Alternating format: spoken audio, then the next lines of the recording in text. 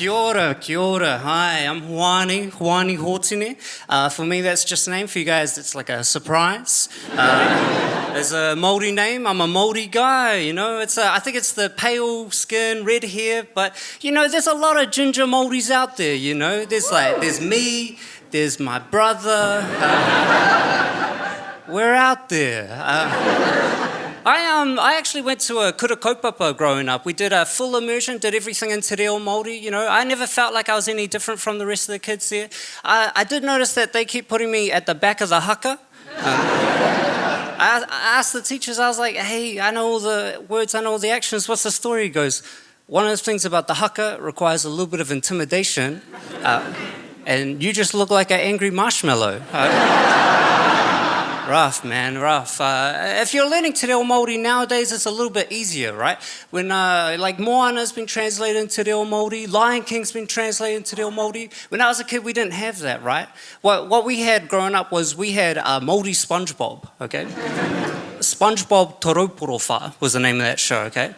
Now in English, right, you got to realize it's SpongeBob SquarePants, okay? 2 syllables.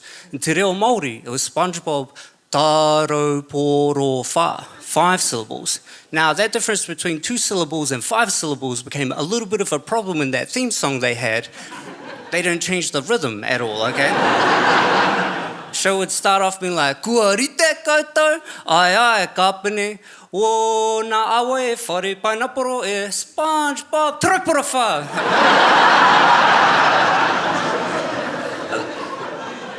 Listen, I don't know why it had to be SpongeBob Toroporowha, just because they didn't actually translate any of the other characters in the show, right? No, Patrick was still Patrick. Plankton was still Plankton. The only other person they changed was Mr. Krabs, okay? He was Matua Krabs.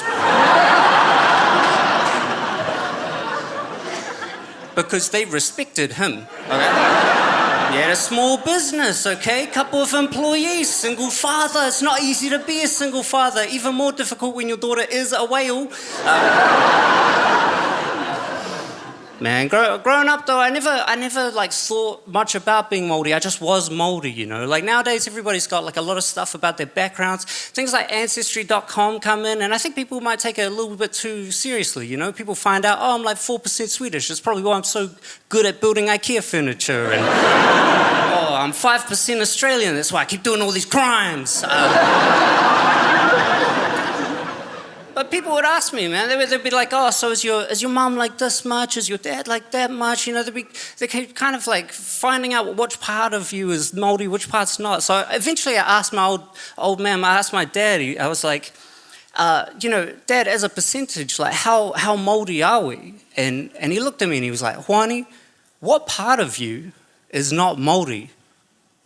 I was like, the outside.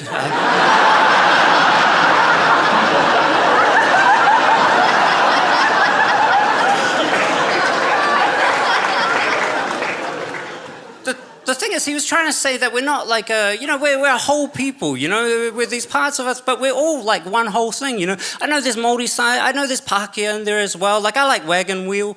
I'll say skedaddle. Sometimes you gotta leave, not that big of a deal. You just skedaddle, okay? You know, and all these things like your culture, your background, and then there's always going to be something that's unique to you. There's something that's always going to be part of you. Like, I look at people like, I look at a guy like Rāori Waititi, okay? A politician, Rāori Waititi. I look at him, he represents Māori hard, you know? He goes in, he builds up te reo Māori, he's got a moko kano here, he goes into Parliament with a taonga, change the rules, heaps of things, building up mana Māori. And then he's got a cowboy hat just for a little bit of fun, okay? Like, no, that's not Māori. There was no Ngāti cowboy. Maui didn't pick up the North Island like, yeehaw! It was one day, he was like, I think I can get away with wearing a cowboy hat. And all of us were like, yeah, you can, Rāori, you get it, you do it. You know, I do some different stuff as well. I know we've had a lot of jokes, a lot of like the ha-ha-has and everything, but I do a little bit of poetry as well, which I want to share with you guys. I thought, you don't have to be excited about it. This is a poem I do about my childhood, actually.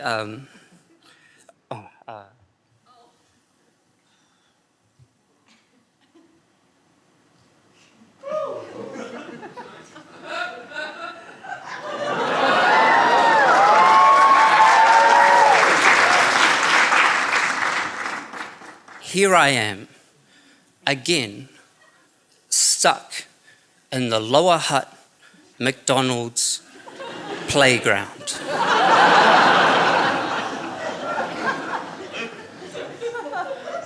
I guess the cushion didn't really have anything to do with it. I thought it was kind of cool. Not everyone thinks I'm cool, eh? Like, some people, I get some weird statements sometimes. I actually got this statement recently. It was in the bedroom. Somebody was like, oh, they said that I had bad pillow talk, okay? Like, I don't think they liked it when I was like, hey, baby. That's a bit of ventriloquism. Listen, some of you guys will leave tonight being like, I don't know if I liked Hoani, but all of you guys will leave tonight being like, wow, he certainly did a lot of genres. I got one last story to tell you guys. I've been flatting recently, and when you flat, what happens is the landlord they'll send you like a rental agreement, right? But that's a legal document, and in New Zealand, right, any legal document can be done in English or te reo Māori. So when we got our rental agreement, what I did is I translated our rental agreement into te reo Māori, but I made some purposeful mistranslations for my own benefit. 3 weeks into it, the landlord called me. He's like, hey, you haven't paid any rent. I was like, read that agreement again. It's actually my house now.